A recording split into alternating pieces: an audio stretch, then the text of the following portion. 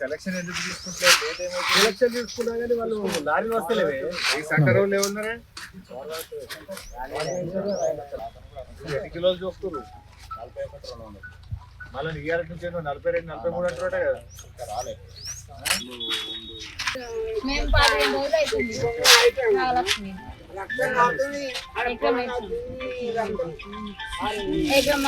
ఇంకా పైసలు కూడా వాళ్ళే పంట పండించిన దానికంటే అమ్ముకునే కష్టం ఉంటుంది.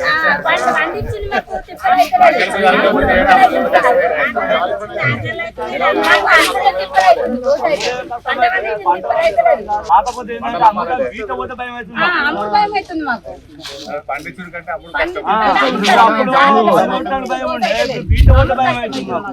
ఎవరు ఏం మాట్లాడతారో అది పోతుందా లేదా, మాకు ఈ కష్టం ఉన్నది. కాళేశ్వరం కరెంట్ పండించుడు రేవంత్ రెడ్డి వచ్చినాక కొంచెం కష్టం.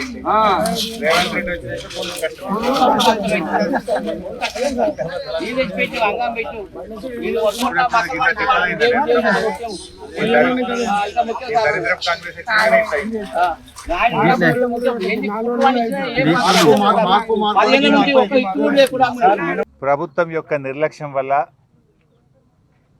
లక్షలాది మంది రైతులు ఇలా హరిగోసపడుతున్నటువంటి పరిస్థితి ఉన్నది. ఈ ముఖ్యమంత్రికి రైతులంటే చిన్న చూపు ఉన్నది. యూరియా బస్తాలు సరఫరా చేయడంలో ప్రభుత్వం ఫెయిల్, రైతు బంధు వేయడంలో ప్రభుత్వం ఫెయిల్, కరెంటు సరఫరా చేయడంలో ప్రభుత్వం ఫెయిల్, ఆరుగాలం కష్టపడి పండించిన పంట కొనడంలో కూడా ఈ ప్రభుత్వం ఫెయిల్ అయిపోయింది. అంటే ఈ ప్రభుత్వానికి రైతులంటే పట్టింపు లేదు, రైతులంటే లెక్కలేనిటట్టుగా రాష్ట్ర ప్రభుత్వం వ్యవహరిస్తూ ఉంది. గతంలో బీఆర్ఎస్ ప్రభుత్వం ఉన్నప్పుడు ఎప్పుడు కూడా ఈ రకమైన ఇబ్బంది రాలేదు. బీఆర్ఎస్ఏ కాదు, నాకు తెలిసి సమైక్య రాష్ట్రంలో కానీ గతంలో ఏ ప్రభుత్వం అధికారంలో ఉన్నా రైతులకు ఇంత గోస మాత్రం ఎన్నడూ పడలేదు. అది రాజశేఖర రెడ్డి ఉన్నప్పుడా, రోషయ్య గారు ఉన్నప్పుడా, కిరణ్ కుమార్ రెడ్డి ఉన్నప్పుడా, కేసీఆర్ గారు ఉన్నప్పుడా, ఏ ముఖ్యమంత్రి ఉన్నా ఇంత బాధ మాత్రం రైతులకు ఎప్పుడు కలగలేదు. ఫస్ట్ టైం రైతులు ఈసారి చాలా ఇబ్బందులు పడుతున్నటువంటి పరిస్థితి ఉన్నది. ఉత్తమ్ కుమార్ రెడ్డి నిన్న 70 లక్షల మెట్రిక్ టన్నులు కొంటాము అంటుండు. ఉత్తమ్ కుమార్ రెడ్డి నీది నోరా మోరా? నువ్వే మొన్న ఏమన్నావు? 90 లక్షల మెట్రిక్ టన్నులు కొంటా అన్నావు. ఇవాళ ఏమంటున్నావు? 70 లక్షల మెట్రిక్ టన్నులు కొంటా అంటున్నావు. అంటే 20 లక్షల మెట్రిక్ టన్నులు ఎగబెడుతున్నావా? నువ్వే నీ నోట్తోనే నువ్వేమన్నావు?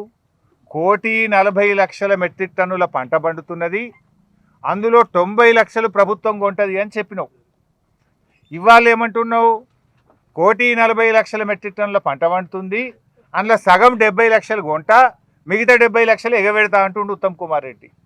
అంటే మిగతా 70 లక్షలు దళారులకు అమ్ముకోవాలనా? ఏం చేయాలి? వడ్లు కొనే తెలివి కూడా లేదా ఈ ప్రభుత్వానికి? ఏమనంటే కేంద్ర ప్రభుత్వం మీద నెపం నెడతా ఉన్నాడు ఉత్తమ్ కుమార్ రెడ్డి. కేంద్రం 51 లక్షలే కొంటా అంటుంది, పోయి ధర్నా చేయి.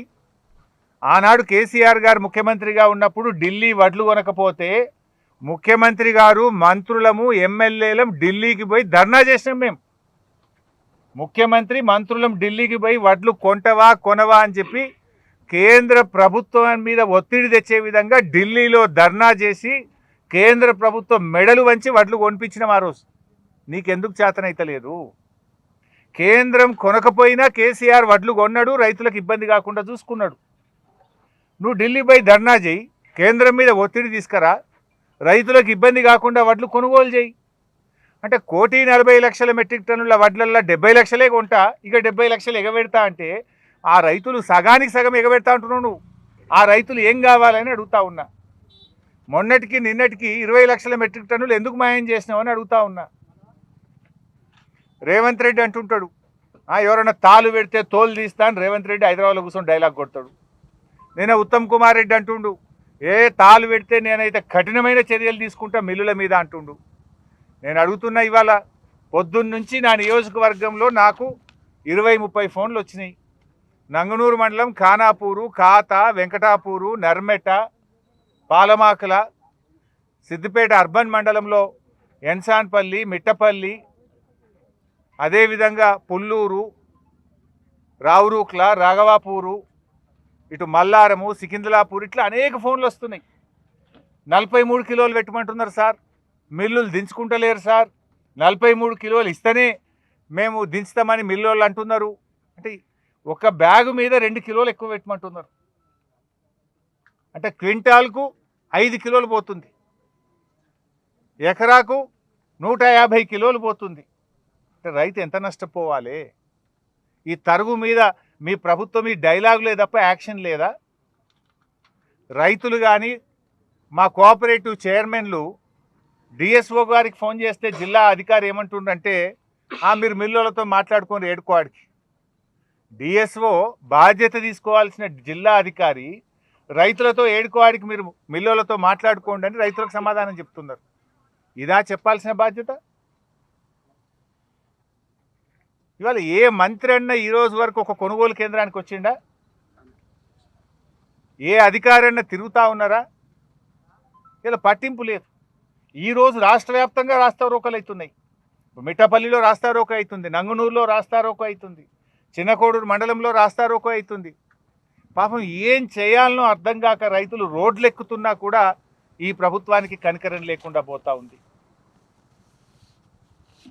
ఇలా రోహిణి కార్త్ వచ్చినా ఇంకా కల్లాల్లో వడ్లు అన్నీ ఉన్నాయి. రోహిణి కార్త్ వస్తే జనరల్గా రైతులు దుక్కి దున్నడం స్టార్ట్ చేస్తారు, వానకాలం ప్రిపరేషన్ స్టార్ట్ చేస్తారు, వర్షాకాలానికి వ్యవసాయ పనులు ముమ్మరంగా చేసుకునే సమయం వచ్చింది. రోహిణి కార్త్ వచ్చినా ఎక్కడి వడ్లు అక్కడనే ఉన్నాయి. 1,40,00,000 మెట్రిక్ టన్నుల వడ్లు పండితే ఇప్పుడు కొన్నది 50 లక్షలే. 1/3 కొన్నావు, ఇంకా 2 వంతులు ఉన్నది. 1 వంతు కొన్నావు, ఇంకా 2 వంతుల వడ్లు ఆనే ఉన్నాయి. రోహిణి కార్త్ వచ్చినా వడ్లు కొనే దిక్కులేని పరిస్థితి ఏర్పడ్డది. రైతులు గుండెలు బాదుకొని రోడ్లెక్కి చెప్తా ఉన్నారు. కానీ ఈ రేవంత్ రెడ్డికి, ఈ ప్రభుత్వానికి కళ్ళు కనబడతలేవు, చెవులు వినబడతలేవు. నిజంగా మీకు కళ్ళు కనబడితే రైతుల బాధలు మీకు కనబడేటి, రైతుల కన్నీళ్లు మీకు కనబడేది. గుండెలు బాదుకొని రైతులు చెప్తుంటే రైతుల బాధలు, ఆర్తనాదాలు మీ చెవులకు వినబడాలి. కానీ మీకు కళ్ళు కనబడతలేవు, చెవులు వినబడినది మొద్దు ప్రభుత్వంగా మారిపోయింది మీ ప్రభుత్వం. రైతుల గుండెలాగిపోయిన ఈ ప్రభుత్వము, ఈ రేవంత్ రెడ్డి గుండె కరగడం లేదు.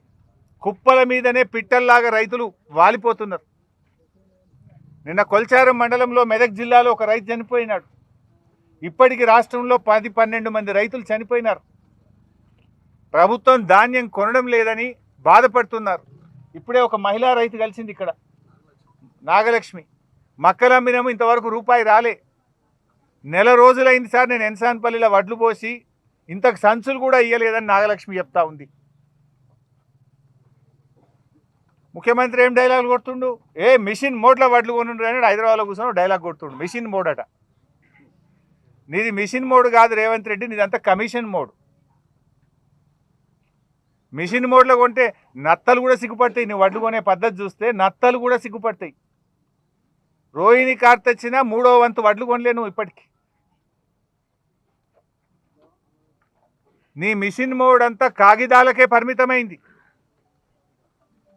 నీ డైలాగ్ అంతా నీ పేపర్ టైగర్ ఏదంటే పేపర్ టైగర్ డైలాగ్లేని, పేపర్ టైగర్ మాటలని. అసలు వాస్తవం లేదు. నువ్వు హైదరాబాద్లో మిషన్ మోడ్లో కొనమంటే మరి ఎందుకు కొంటలేరు? ఎందుకు తరుగు పెడతా ఉన్నారు? అరే నిన్న క్యాబినెట్ మీటింగ్ అయితే రైతులు ఆశగా చూసిండ్రు. మంత్రులో, ముఖ్యమంత్రో మా గురించి పట్టించుకుంటారేమో, మా గురించి ఏమైనా మాట్లాడతారేమో, ప్రభుత్వం ఏమన్నా మిల్లర్లకు, కలెక్టర్లకు డైరెక్షన్ ఇస్తుందని ఆశపడితే నిన్న క్యాబినెట్ మీటింగ్లో రైతుల గురించి ఒక మాట కూడా మాట్లాడలేదు మీరు. రైతుల గురించి కనీసం ఎట్లా పరిష్కరిద్దామనే ఆలోచన కూడా లేదు మీకు. ఇదే రేవంత్ రెడ్డి సిద్దిపేటకు వచ్చి రైతు భరోసా పైసలు 45 రోజుల్లో 9,000 కోట్లు వేస్తున్నా అని చెప్పిండు. మార్చి 22వ తారీఖు నాడు మేము కట్టించిన ఆయిల్ పామ్ ఫ్యాక్టరీకి రిబ్బన్ కత్తిరి నీకు వచ్చిండు. రిబ్బన్ కత్తిరించి ఏమన్నాడు? 45 రోజుల్లో 9,000 కోట్లు మొత్తం రైతు బంధు పైసలు ఇస్తా అన్నాడు. మార్చి 22 పోయింది, ఏప్రిల్ 22 పోయింది, మే 22 పోయింది, ఇలా మే 25వ తారీఖు. నువ్వు 45 రోజులు అన్నావు, ఇలాంటికి 63 రోజులైంది. 63 రోజులైనా 2 ఎకరాలకే రైతు బంధు పడ్డది. ఇదివరకు మిగతా పైసలు పడనే లేదు. అసలు నువ్వు ఏదన్నా మాట చెప్తే మాట మీద నిలబడే రకమే కాదు. నువ్వు అన్ని అబద్ధాలే చెప్తావు. నువ్వు సిద్దిపేట గడ్డ మీద 45 రోజుల్లో మొత్తం రైతు బంధు వేస్తా అని చెప్పినావు. ఇవాళకి 63 రోజులైనా ఇంతవరకు నీ రైతు బంధు పైసలు పడలేదు. నువ్వు దేవుని మీదనే ఒట్టు పెట్టి మాట తప్పిన రకం. నువ్వు కనబడ్డ దేవుని మీదలో ఒట్టు పెట్టినావు. కొమరెల్లి మల్లన్న మీద పెట్టినావు, యాదాద్రి లక్ష్మీనరసింహస్వామి మీద పెట్టినావు, ఏడుపాయల అమ్మవారి మీద పెట్టినావు, మెదక్ చర్చి మీద పెట్టినావు. 15 ఆగస్టు కల్లా రుణమాఫీ చేస్తా అన్నావు. 2 15 ఆగస్టులు పోయినాయి, ఇదివరకు రుణమాఫీ కాలే. దేవుని మీద ఒట్టు పెట్టి రుణమాఫీ చేయని నువ్వు 45 రోజుల్లో రైతు బంద్ వేస్తా అంటే అది మాత్రం నువ్వు అమలు చేస్తావా? అన్నీ నీ డైలాగులే, పేపర్ టైగర్ మాటల్ని. ఏనాడు కూడా నువ్వు మాట మీద నిలబడినటువంటి పరిస్థితి లేదు. ముఖ్యమంత్రి ఇవాళ నేను ఎన్సాన్పల్లికి వచ్చిన రేవంత్ రెడ్డి ఏమడుగుతున్నారు? మా రైతులు లారీలు పంపిది సారు అంటుండు. అంత కొట్టే 6 లారీలు వచ్చినాయి ఇప్పటిదాకా. నెల 15 రోజులలో 6 లారీలు వచ్చినాయి. మాకుగా లారీలు పంపితే మేము మొగులైతా ఉన్నది, వాన పడేటట్టుంది. ఇప్పటికీ చెదలు పట్టిపోతున్నాయి వడ్లు. మేము నెల 15 రోజులు వడ్లు పోసి కింద సీసీ లేదు, మట్టి ఉన్నది,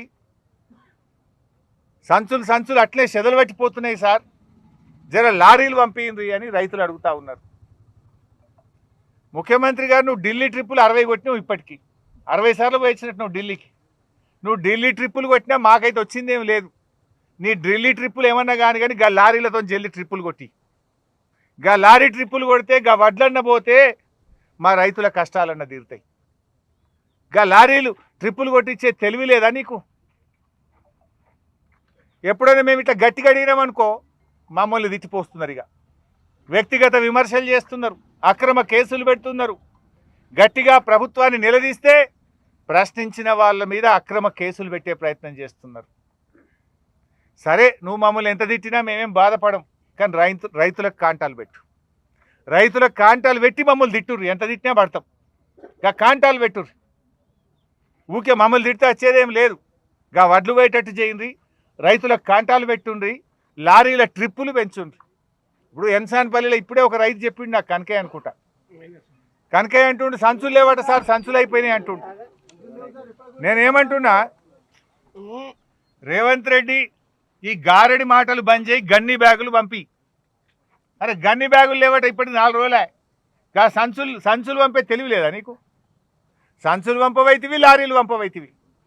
ఢిల్లీకి ట్రిప్పులు బంద్ చేయి, లారీ ట్రిప్పులు పెంచు, గారడి మాటలు బంద్ చేయి, గన్ని బ్యాగులు పంపించు. రైతుల గురించి పట్టించుకో. తిట్లు తగ్గించి ధాన్యం తరలించే ప్రయత్నం చేయండి, లారీ ట్రిప్పులు పెంచండి, గన్ని బ్యాగులు సరఫరా చేయండి. చెదలు పడుతుంది, వానలు పడే పరిస్థితి ఉంది, మొగులైతా ఉంది. యుద్ధ ప్రాతిపదికన అధికారులను పెట్టి రైతుల ఇబ్బందులు తొలగించాలని చెప్పి మేము ప్రభుత్వాన్ని డిమాండ్ చేస్తూ ఉన్నాం. 1-2 రోజుల్లో గిట్ట మార్పు రాకపోతే స్వయంగా నేనే వెళ్ళి కలెక్టరేట్ ముందు నిరవధిక ధర్నా చేపడతామని చెప్పి కూడా హెచ్చరిస్తూ ఉన్నాం. వేలాది మంది రైతులను తీసుకెళ్ళి కలెక్టరేట్ను దిగ్బంధం చేస్తామని చెప్పి కూడా నేను ప్రభుత్వాన్ని హెచ్చరిస్తూ ఉన్నాం. రాష్ట్ర వ్యాప్తంగా కూడా 2-3 రోజుల్లో పరిస్థితుల్లో మార్పు రావాలి. లారీలు పంపండి, గన్నీ బ్యాగులు పంపండి, రైతుల్ని ఆదుకోండి. లేదంటే ఎక్కడికక్కడ అన్ని జిల్లాల్లో కలెక్టరేట్లను దిగ్బంధం చేసి ప్రభుత్వం మీద ఒత్తిడి పెంచాల్సి వస్తుంది. ఆ పరిస్థితి తెచ్చుకోకముందే తక్షణమే లారీలు పంపండి, తొందరగా ఖాళీ చేయించండి, తరుగు లేకుండా కొనాలి. రైస్ మిల్లులకు స్పష్టమైన ఆదేశాలు ఇవ్వండి. ముఖ్యమంత్రి గారు నువ్వు హైదరాబాద్లో కూర్చొని ఉత్తమ్ కుమార్ రెడ్డి చెప్పుడు కాదు, ఏ ఊర్లోకి వస్తారో రండి. అలా నేను ఇప్పుడు 12 ఊర్ల పేర్లు చెప్పిన. పొద్దున్న నుంచి ఆ 12 ఊర్ల రైతులు 43 కిలోలు పెడితేనే మిల్లులు దించుకుంటామంటున్నారు అని చెప్తా ఉన్నారు. మరి 43 కిలోలు పెట్టమంటే క్వింటాల్కి 5 కిలోలు తరుగు పెడుతున్నారు. క్వింటాల్కి 5 కిలోలు తరుగు పెడుతుంటే నువ్వు ఆడ కూర్చొని తరుగులు తీసుకుంటే కఠిన చర్యలు అంటే మరి ఎవరు తీసుకోవాలి? చర్యలు నీ మీద తీసుకోవాలి, నీ తోలు తీయాలి. ఇప్పుడు నీ మీద కఠిన చర్యలు తీసుకోవాలి. అయితే మిల్లర్ల మీద చర్యలు తీసుకో, రైతుల్ని కాపాడు. లేదంటే ఇదే ప్రజలు తప్పకుండా నీ మీద కఠిన చర్యలు తీసుకునే రోజులు దగ్గర పడతా ఉన్నాయి. ఇప్పటికైనా మేల్కోండి. రాజకీయ విమర్శలు కాదు, పరిష్కారం చూడండి. తక్షణమే యుద్ధ ప్రాతిపదికన కొనుగోళ్ల ప్రక్రియను వేగవంతం చేయండి. ఇచ్చిన మాట ప్రకారంగా రైతు బంధు నిధులు వెంటనే రైతులకు విడుదల చేయాలని ముఖ్యమంత్రి గారికి నేను గుర్తు చేస్తా ఉన్నా. నువ్వు 45 రోజులు అని చెప్పినావు, 63 రోజులైంది బిడ్డ ఇయ్యాలటికి. తక్షణమే ఆ రైతు బంధు డబ్బులు విడుదల చేయి. మక్కలు కొన్న రైతులకు ఇప్పటికి ₹1 రాలే. ఇంకా మక్కలు ఎక్కడెక్కడనే ఉన్నాయి. ₹1 కూడా మక్క రైతుకి ఇంతవరకు రాలేదు. 2 నెలలైంది మక్కలమ్మి. దయచేసి మక్క రైతులకు తక్షణమే డబ్బులు విడుదల చేయాలని ప్రభుత్వాన్ని డిమాండ్ చేస్తున్నాం. అదేవిధంగా సన్ఫ్లవరు, జొన్నలు కొన్న రైతులకు కూడా డబ్బులు పట్టలేవు. ఆ రైతులకు కూడా డబ్బులు విడుదల చేయాలని ప్రభుత్వాన్ని డిమాండ్ చేస్తున్నాం.